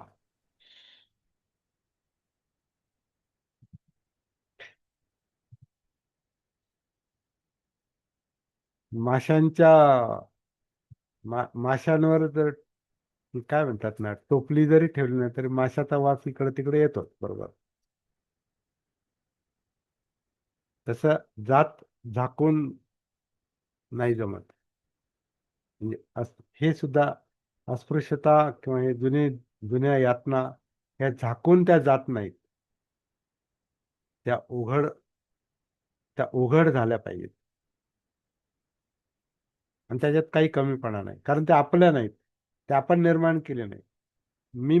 माझी जात मी नाही निर्माण केली. ती ज्यांच्या पोटी मी जन्माला आलो त्यांच्यामुळे आलेली आहे. आणि त्यांची जात त्यांनी निर्माण केली नाही. ते ज्यांच्या पोटी जन्माला आले त्यांच्यामुळे ते आलेले आहे. आणि त्यांनी पण ती निर्माण नाही केली. ते ज्यांच्या पोटी जन्माला आले त्याच्यामुळे ते आलेले आहे. अशा प्रकारे जन्मजात, जात ही जन्मजात आहे, जन्मामुळे आहे. हेच पहिल्या भाषणाचं मूळ सूत्र आहे. 18 खंडातलं जे बाबासाहेबांचं 20 सालातलं जे बहिष्कृत कार्यकारिणी सभेचं जे पहिलं सार्वजनिक भाषण आहे, ज्या परिषद आहे ती त्यातल्या पहिल्या दिवसाचं हे भाषण आहे. दुसऱ्या दिवशी शाहू महाराज उपस्थित होते. त्यांनी मग बाबासाहेबांना नेता म्हणून तिथे घोषित केलेलं आहे. पुन्हा मुख्य मुद्दा असा आहे की आपल्या यातनांची, आपल्या कमतरतांची, उणिवांची झागडाल करता कामा नये. नाहीतर त्या उणिवांचं, त्या कमतरतांचं कधीच उच्चाटन होत नाही. त्या मनातून गेल्या पाहिजे. आणि मनातून जाण्यासाठी मन उघडं केलं पाहिजे. जे आपण ते मन झाकायचा प्रयत्न करतोय, कारण त्याला उघडं झाल्यावर त्याला असं वाटतं मग आपला तो अहंकार असतो. न्यूनगंड हा एक अहंगंडच आहे. अहंगंडाची तीन तीन जे भाग आहेत ते म्हणजे अहंकार, म्हणजे मी मोठा आहे. दुसरा गंड जो असतो तो न्यूनगंड, मी छोटा आहे. आणि तिसरा गंड जो असतो, आम्ही सगळे सारखेच आहे, एकाच जातीचे, एकाच वर्गाचे, आम्ही सगळे ग्रॅज्युएट आहोत, आम्ही सगळे एकाच ऑफिसमध्ये आहोत, आम्ही सगळे एकाच. एक तो जो समगंड जो आहे ना, तो पण बंदिस्त करतो माणसाला. म्हणजे अहंगंड, न्यूनगंड, समगंड, याच्यामध्ये माणसाचं तो गंड म्हणजे सक्काय दिठ्ठी, पहिला अडथळा. मी असा असा आहे. तो जो मी आहे तोच प्रॉब्लेम आहे. जातीमध्ये मी आहे, आणि याचं उच्चाटन करायचं असेल तर त्याला उघडच केलं पाहिजे. म्हणून तुला आता मी पाहिलं, ते जे म्हणतात ना बुद्ध, कृष्णेला, माराला, अज्ञानाला, अविद्येला, तुला आता मी पाहिलं. कारण ते पाहिल्याशिवाय ते गायब नाही झालं. बाबासाहेबांनी यात वेटिंग फॉर विजाच्या प्रतीक्षेत, त्याच्यामध्ये एक 8-10 ओळी फक्त सुरुवातीला, 8 नाही, साधारण 15 ओळी आहेत साधारण. एक छोटासा परिच्छेद आहे. त्या परिच्छेदामध्ये त्यांनी काय केलेलं आहे, का लिहितोय मी हे सगळं, हे का सांगतोय, माझ्या अडचणी मी का सांगतोय, माझी अस्पृश्यता, मला झालेला त्रास का सांगतोय मी, त्याचं सांगणं गरजेचं आहे. का गरजेचं आहे त्याचा उलगडा नंतर होईल हळूहळू. मुळात इंग्रजी आहे बरं का ते, म्हणजे पुस्तक जे आहे ना ते मुळात इंग्रजी आहे. आणि इंग्रजी हे इंग्रजीमध्ये का सांगितलं, तर त्यांना फॉरेनर्स लोकांना सांगायचं होतं, परकीय लोकांना, परदेशी लोकांना. Foreigners of course know of the existence of untouchability. तर ते म्हणतात परदेशीयांना ही अस्पृश्यता काय, याचं अस्तित्व माहीत आहे. अर्थातच ते म्हणतात, अर्थातच हे अस्तित्व माहीत आहे, अस्पृश्यता म्हणजे काय. But not being next door to it, so to say, they are unable to realize how oppressive it is in its actuality. परंतु ही अस्पृश्यता त्यांनी प्रत्यक्ष न भोगल्यामुळे ती किती भयानक आहे किंवा जुलमी आहे, हे त्यांनी प्रत्यक्ष न अनुभवल्यामुळे त्यांना ती समजत नाही. अस्पृश्यता त्यांना ती समजत नाही. It is difficult for them to understand how it is possible for a few untouchables to live on the edge of a village consisting of a large number of Hindus, go through the village daily to free it from the most disagreeable of its filth, and to carry the errands of all the sundry, collect food at the doors of the Hindus, buy spices and oil at the shop of the Hindu Baniya from a distance, regard the village in every way as their home, and yet never touch nor be touched by anyone belonging to the village. त्याचा सर्वसाधारण अनुवाद जो आहे, आता मी प्रत्यक्ष शब्दशः अनुवाद करण्यापेक्षा जो लिहिलेला आहे तो मी वाचून दाखवतो म्हणजे पटकन होईल. परदेशीयांना अस्पृश्यता अस्तित्वात आहे हे माहीत असते, परंतु ते खरं सांगायचं म्हणजे प्रत्यक्ष अनुभवली नसल्यामुळे ती त्यांना किती जुलमी आहे हे समजणं त्यांना अशक्य आहे. बहुसंख्य हिंदूंचा समावेश असलेल्या गावाच्या टोकाला, म्हणजे ज्या वेशीच्या आत गावात हिंदूच राहतात, त्या बहुसंख्य हिंदूंचा समावेश असलेल्या गावाच्या टोकाला म्हणजे गावाच्या बाहेर थोडेसेच अस्पृश्य राहतात. ते त्या गावाला अत्यंत घाणीपासून मुक्त करा म्हणजे स्वच्छतेची कामं करतात.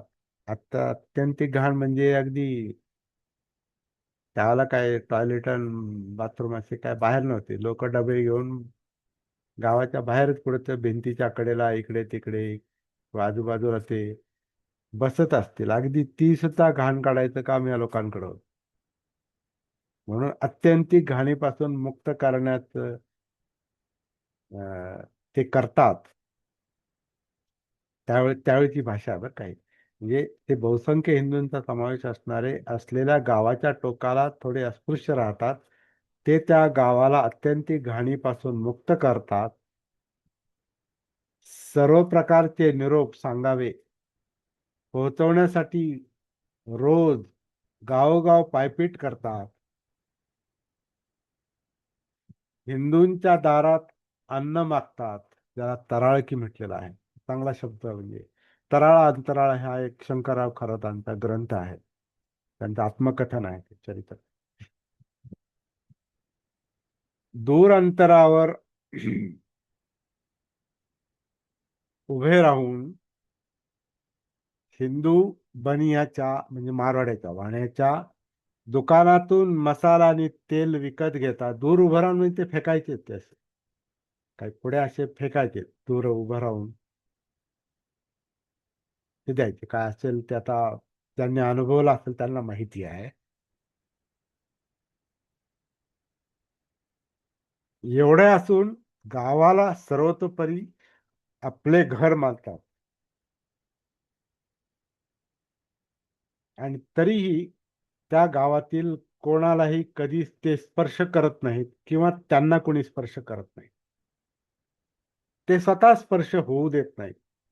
म्हणजे ते स्वतःच आपल्याला माहिती असेल की सावली पडू द्यायची नाही किंवा सकाळी पेशवाईच्या काळात तर सकाळी अ, सूर्य जोपर्यंत वर येत नाही अ, सूर्य वर सूर्य जोपर्यंत नीट वर येत नाही तोपर्यंत घरातून बाहेर पडायचं नाही, कारण ती सावली लांब असते. आणि संध्याकाळी पण बाहेर पडायचं नाही. म्हणजे सावलीचा पण स्पर्श नाही होऊ द्यायचा. हे मी ऍडिशनल बोलतो याच्यात आलं नाही, पण त्याचा अर्थ तोच आहे.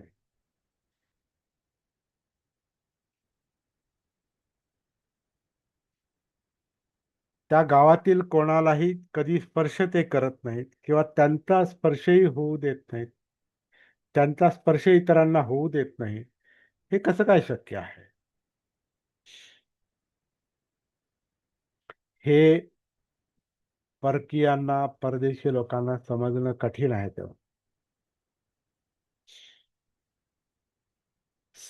सवर्ण हिंदू अस्पृश्यांना जी वागणूक देतात तिची ओळख करून देण्याचा उत्तम मार्ग कोणता आहे, हा एक प्रश्नच आहे. अस्पृश्यतेचे म्हणजे सर्वसाधारण वर्णन म्हणजे जसं आता तोंडी सांगणं किंवा लिहिणं, अस्पृश्यतेचं सर्वसाधारण वर्णन करून सांगा लोकांना, तो एक मार्ग आहे. किंवा मग अस्पृश्यांना देण्यात आलेल्या वागणुकीचा पूर्व इतिहास सांगा, म्हणजे प्रत्यक्ष अनुभव सांगा, जो बाबासाहेबांनी सांगितलेला आहे. हा एक मार्ग आहे अस्पृश्यता इतरांना कळण्यासाठी. अनुभव सांगा एकतर, नाहीतर मग इतिहास सांगा, ओळख करून द्या म्हणजे लिहा. पण त्यानं अस्पृश्यता लक्षात येणार नाही. दुसरा जो मार्ग आहे, प्रत्यक्ष अनुभव सांगा. मला वाटतं की पूर्व इतिहासाची पद्धती ही जास्त प्रभावी आहे, चांगली आहे. म्हणजे आपले अनुभव सांगा, आपला इतिहास सांगा. तर ही ही मी थोडंसं माझ्या अनुभवाकडे, म्हणजे माझी उदाहरणं सांगताना मी माझ्या स्वतःच्या अनुभवाकडे आणि थोडेसे इतरांच्या अनुभवाकडे लक्ष वेधलं आहे. माझ्या स्वतःच्या आयुष्यात घडलेल्या घटनांपासून मी सुरुवात करतोय. असं त्यांनी सुरुवात केलेली आहे आणि मग बोलायला सुरुवात केलेली आहे. त्याच्यात काय आलेलं आहे, काय सांगितलेलं आहे, ते आपण उद्या पाहणार. आणि मी जे इतरांना पण आपले अनुभव सांगण्यासाठी जे काल म्हटलं होतं, तर त्याची एक तयारी ठेवा. शक्यतो कागदावर लिहून म्हणा, थोडंसं पेपरवर लिहा आणि थोडक्यात आपले काय अनुभव आपल्याला सांगायचे असतील तर ते ओपनली सांगावेत. ज्यांना इच्छा आहे त्यांनी सांगावेत. ज्यांना इच्छा नाही त्यांच्यावर काही सक्ती नाही. आणि शक्यतो अनुभव सांगावेत, इतरांचं नाही सांगायचं. स्वतःचे समजा तसे काही चटके भोगले नसतील किंवा तसे काही अनुभव नसतील तर वडिलांचे सांगा, आईचे सांगा. माझ्या समोर एक पुस्तक आहे, अग्निदिव्य. हे अग्निदिव्य पुस्तक हिराचंद ब्राह्मणी यांनी लिहिलेलं आहे. याचं प्रकाशन काही दिवसापूर्वी झालंय, गेल्या 15 दिवसापूर्वी. तर हे अग्निदिव्य ते खरोखर ते पहिलं प्रकरण जे आहे की त्यांनी किती त्रास भोगलाय या लेखकाच्या आईनं, तर भयंकरच आहे ते.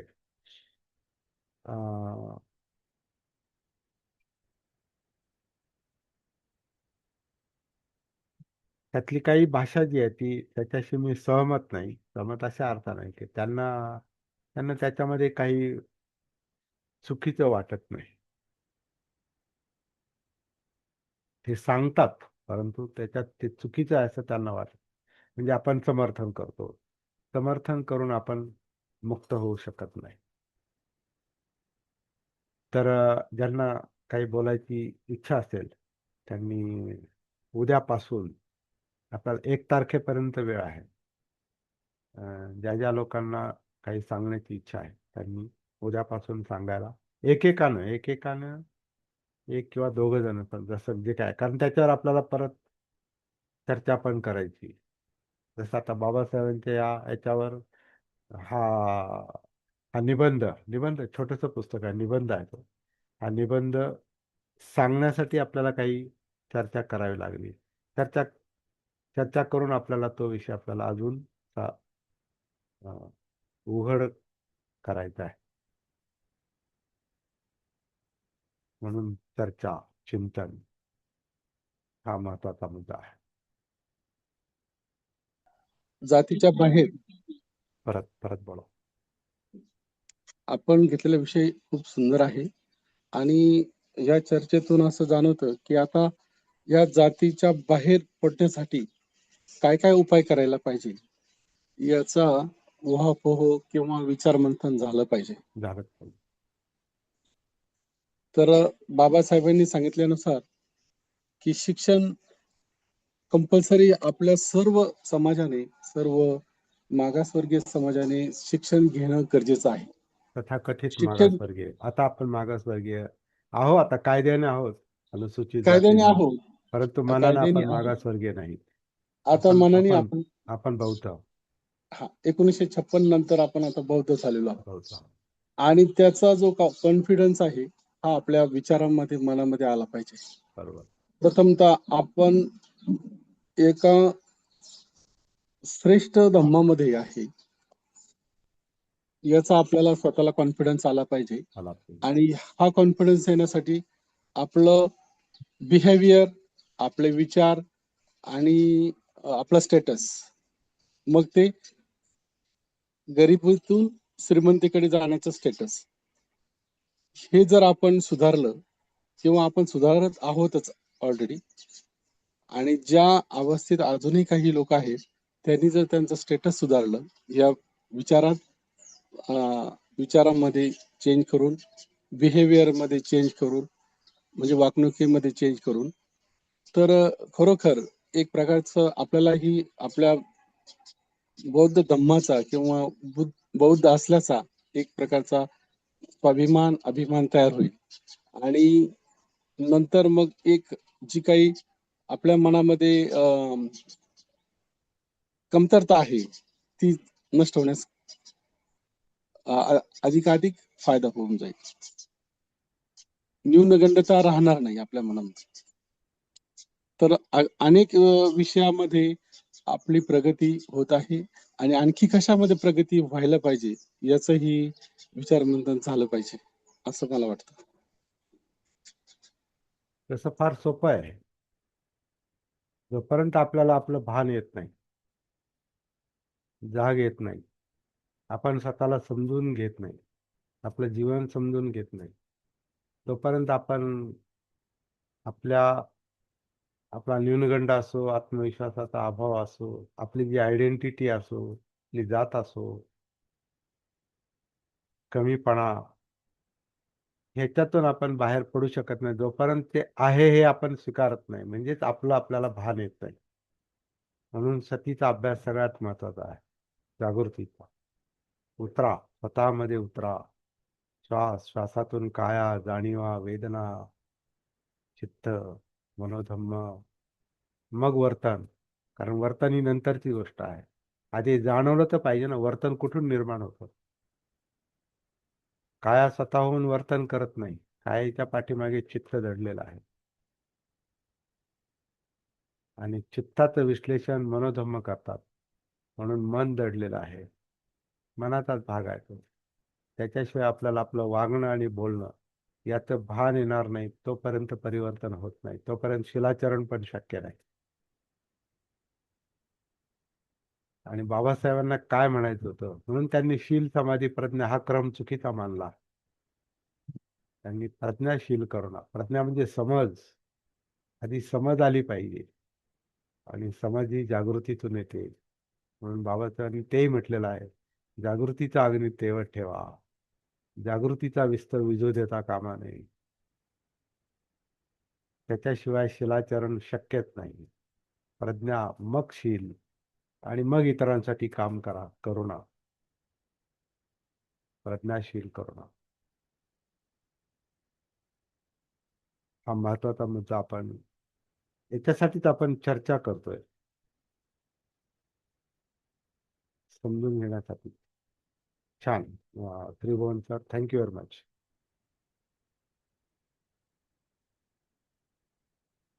किती हा, दुसरा आपण मुद्दा. कितीही आपल्या मनाने श्रेष्ठ झालो, आपले उच्च विचार झाले, स्टेटस सुधारलं, सगळं काही सुधारलं, परंतु बाकीच्या इतर जातीच्या लोकांच्या मनातून ते काही जात नाही. आणि त्यांना भेदभाव हा जो आहे त्यांचा मूळ धर्म हा नेहमीच ते भेदभाव करत असतात. ते याच्यातून जसं आपल्या मनातून जात आहे तसं त्यांच्या मनातून जात नाही. याच्यावरचा एक उपाय झाला पाहिजे. कारण की स्वतःहून ते मनातून काढत नाहीत. आता दोन. त्यांच्या मनावर हा. सुद्धा आपल्याला काही हो, हो, प्रक्रिया करणं गरजेचं आहे. हो. दोन प्रश्न एकाच वेळेला हातात घेऊ शकत नाही आपण. आपल्याला इथे प्रश्न निर्माण होतो, आपल्या मनातली जात गेली का?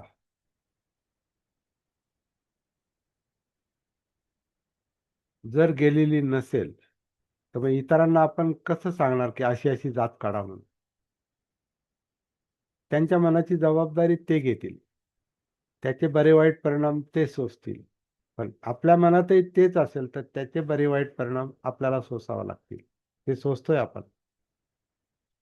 जसं आता काही काही घटना ज्या आता 14 एप्रिलच्या निमित्तानं घडल्या, तर हे अजून त्याचंच प्रतीक आहे की अजून लोकांना समजलंच नाही बाबासाहेब म्हणजे कोण आहेत, काय आहेत, आपण कसं वागलं पाहिजे, आपण काय केलं पाहिजे, आपले विचार कसे पाहिजेत.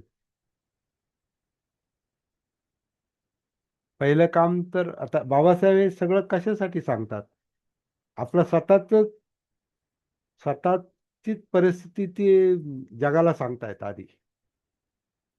मी काय भोगलो? ते का सांगितलं बरं? त्यांनी हे ज्यांनी हे सगळी व्यवस्था निर्माण केली, मग ते त्यांचे तो समाज असेल, त्यांचे धर्मग्रंथ असतील, त्यांचे काय असतील ते, जे ते अस्पृश्यता मानतात, त्यांनाच का नाही जबाबदार धरलं आणि त्यांनाच का नाही जगानं त्यांच्याकडे बघावं? जगानं त्यांना सुधारण्यासाठी त्यांच्यावर दडपण आणावं, असं का नाही म्हटले ते? ही गोष्ट लक्षात घेतली पाहिजे. आपला जे कामाची दिशा त्याच्यावरून ठरणार आहे. कधी-कधी असं वाटतं का अजून बऱ्याच आपल्या समाजाला, आता आपल्या समाजाला अशा अर्थानं जातीला म्हणून ठीक आहे, किंवा बौद्धांना सुद्धा, आंबेडकरी बौद्धांना सुद्धा बाबासाहेबांच्या कार्याची दिशा लक्षात आली की नाही, असा प्रश्न निर्माण होण्यासारखी परिस्थिती आहे. म्हणजे मला तरी वाटतं. त्याच्याशिवाय नाहीतर मग हे जयंतीच्या वगैरे ह्या ज्या काही काही जे हिडीस प्रकार चालतात, ते इतरांसारखे आपण कॉपीच करतोय ना इतरांची मग. हे पाहिजे होतं का बाबासाहेबांना?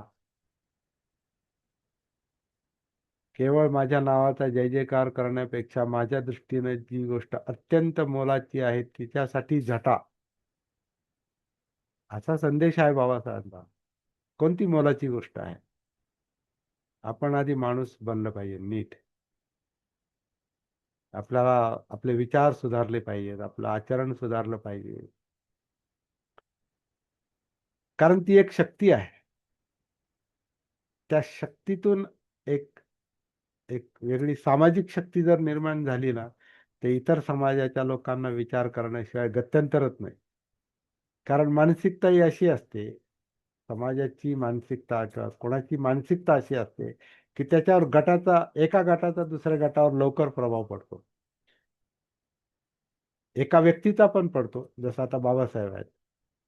बाबासाहेब नावाच्या एका महान व्यक्तीचा प्रभाव हा केवळ आपल्यावरच नाही पडला, किंवा आज सुद्धा तो जगावर पडतोय. इथल्या लोकांवर उशिरा पडेल, तो जगाला आधीच समजेल. कारण ते थोडेसे त्रयस्थपणे विचार करू शकतात. आपले लोक जातीतून पाहणार. का दलितांचे मसीहा, दलितांचे उद्धार करते, त्यांना त्याच्यातच बसवणार. ते सत्य पण आहे. परंतु त्यांचं मन हे दलित नव्हतं. त्यांचं मन महार नव्हतं राहिलं. ते बौद्ध बनलं होतं. ते जागृत बनलं होतं. ते विशाल बनलं होतं, व्यापक बनलं होतं. म्हणून तर राज्यघटना लिहू शकले ना. ते जर फक्त जातीने ग्रस्त असते आणि संकुचित असते, तर शक्य आहे का सगळ्यांच्या हिताची राज्यघटना लिहिणं आणि स्वातंत्र्य, समता, बंधुत्व, न्याय सगळ्यांसाठी असा पर्याय देणं हे शक्य होतं का? जर त्यांचं मन कोतं असतं, संकुचित असतं, फक्त महार असतं किंवा फक्त संकुचित बौद्ध असतं, असं झालं असतं का? अशक्य आहे. मग आपल्याला बाबासाहेब नीट समजून घेण्याची आता आवश्यकता आहे असं मला वाटतं.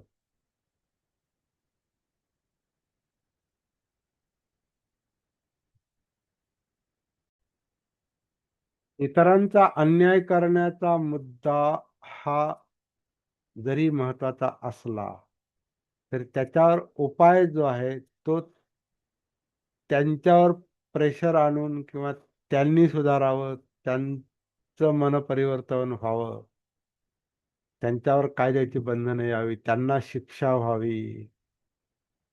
कारण आपण जसं जातीने ग्रस्त आहोत, तसे ते पण ग्रस्त आहेत. ते पण गुलाम आहेत त्याचे. आणि हा प्रश्न करुणेनं सुटला पाहिजे. तोच प्रज्ञाशील करुणेचा अर्थ आहे. म्हणजे याचा अर्थ अन्याय मूकपणे सहन करा असाही त्याचा अर्थ नाही. बाबासाहेबांसारखी कठोर करुणा पण पाहिजे, कारण ते कठोर पण होते, क्रूर नव्हते पण कठोर होते. त्यांची करुणा कठोर होती, म्हणून त्यांना ती नारळाची पण उपमा देतात. नारळ बाहेरून कडक असतो, आतून मृदू असतो. पण कडकपणा असणं गरज, कारण कडकपणाशिवाय मृदूपणा टिकून पण राहत नाही.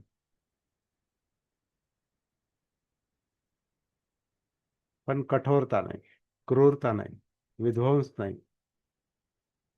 तर आपला जो मार्ग आहे, बाबासाहेबांचा जो मार्ग आहे, बुद्धाचा जो मार्ग आहे, हा शहाणपणाचा मार्ग आहे, प्रज्ञेचा मार्ग आहे. तो जागृतीने शक्य आहे. भानावर येऊन हे लक्षात येणं शक्य आहे. आक्रस्ताळेपणा करून नाही जमणार. बाबासाहेबांची चळवळ आक्रस्ताळेपणाची नाही. आक्रस्ताळेपणाची चळवळ असती तर महाडच्या सत्याग्रहात लोकांना झालेल्या मारहाणीचा बदला घ्या असं त्यांनी सांगितलं असतं. त्यांनी तसे आदेश दिलेच नाहीत.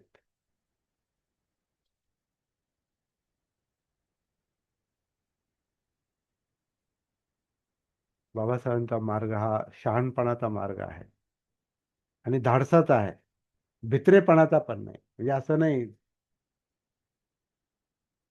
काय म्हणतात ते, गाल पुढं करण्याचा मुद्दा नाहीये तो. ही काय म्हणतात त्याला, ही बलवत्तराची अहिंसा असं असा एक शब्द त्यांनी केलेला आहे. बलवत्तराची अहिंसा. अहिंसा आहे पण बलवत्तर आहे, बळ आहे त्याच्यामध्ये.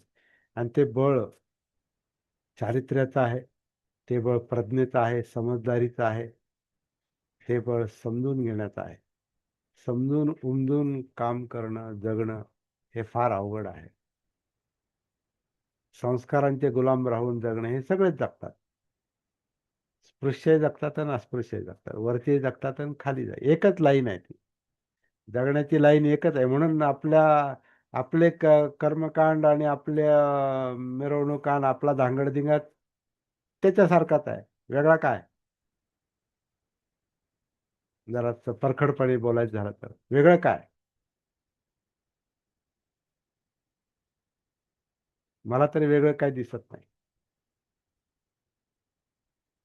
आपलं वेगळेपण हे समजदारीत आहे आणि त्या धाडसी समजदारपणा आहे. असं शामळू शामळू समजदारपणा नाही. म्हणजे अन्यायाला प्रतिकार करण्याची शक्ती कशी निर्माण होईल, ती अन्यायावर अन्याय करा अशी शक्ती नाहीये ती. आंबेडकरी बौद्ध शक्ती ही अन्यायावर अन्याय करा आणि अन्याय संपवा, तो कधी संपणार नाही. तर आपल्याला आपला विचार करावा लागेल आधी.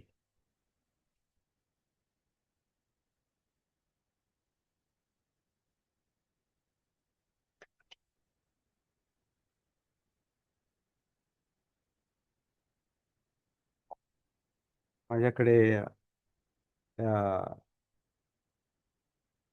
काय आहे माहिती आहे तुम्हाला सगळ्यांना. महाराष्ट्र शासनानं प्रकाशित केलेलं हे जे पुस्तक आहे, डॉक्टर बाबासाहेब आंबेडकरांचे बहिष्कृत भारत आणि डॉक्टर बाबासाहेब आंबेडकरांचे बहिष्कृत भारत आणि मूकनायक, ही दोन पत्रकं जी होती ती त्यांनी एकत्र केलेली. त्याच्यामध्ये त्याच्या पहिल्याच पानावर त्यांनी जो संदेश दिला, फार महत्वाचा संदेश टाकलेला आहे. आत्मतेज, आत्मतेज म्हणजे स्वतःमधलं तेज. आत्मतेज उत्पन्न होण्यास ज्याने त्याने आपल्या जीविताची जबाबदारी आपल्या शिरावर घेतली पाहिजे. आलेल्या परिस्थितीशी झगडले पाहिजे. आपल्या बलाची, बुद्धीची, कर्तृत्व शक्तीची पराकाष्ठा केली पाहिजे. म्हणजे जास्तीत जास्त कर्तृत्व निर्माण केलं पाहिजे, ती शक्ती निर्माण केली पाहिजे. बौद्धिक शक्ती आणि बल. आता हे बल म्हणजे कोणतं? तर बल हे नैतिक बल पण आहे, हे सामाजिक बल पण आहे, हे चांगुलपणाचं पण बळ आहे आणि नंतर याचा अर्थ हे बौद्ध अंगानेच आहे. तेव्हा त्यांनी बौद्ध धर्म स्वीकारला नव्हता. तेव्हाच हे वचन आहे त्यांचं. पण आपल्या बलाची, बुद्धीची, कर्तृत्वाची पराकाष्ठा केली पाहिजे. सर्वत्र चाललेल्या जीवन कलहात दंड थोपटून उभे राहिले पाहिजे. म्हणजे संघर्ष हा अटळ आहे. आपल्या प्रतिस्पर्ध्याच्या मनगटाशी मनगट घासून होईल तितके यश संपादन केलं पाहिजे. प्रतिस्पर्ध्याच्या मनगटाशी मनगट घासून यश संपादन केलं पाहिजे असं म्हणतात ते. अन्याय करणारा मनगट तोडा असं नाही म्हटलं.